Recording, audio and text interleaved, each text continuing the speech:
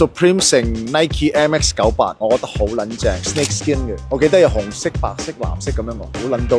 Flyknit 或者 Flyknit Racer 咁樣，基本上去邊都一定係着住㗎啦。即係嗰陣時又有七彩色啊，即係佢有好多唔同嘅配色咯。Nike Air Easy 2，我喜歡它的設計是它鞋子後跟像鯊魚的鋸齒，還有前面那條 strap，然後我覺得它的細節到現在都影響我非常多。這樣買一對 Undercover 嘅 toe logo，Raw Edge，但係佢係皮嘅 version。中學時睇到嗰陣好中意，跟住就嗰陣就買咗一對 Adidas Crossover Ralph Simons 嘅 Oswego 2，因為嗰陣啱啱興 Dead Shoes 嗰種 style 嘅鞋啦，嗰對幾靚又幾百搭，我就買咗咯。MX1 95、97，它的那種流線型讓我覺得說非常酷，甚至是影響到我現在把一些運動鞋，然後帶一些正裝買。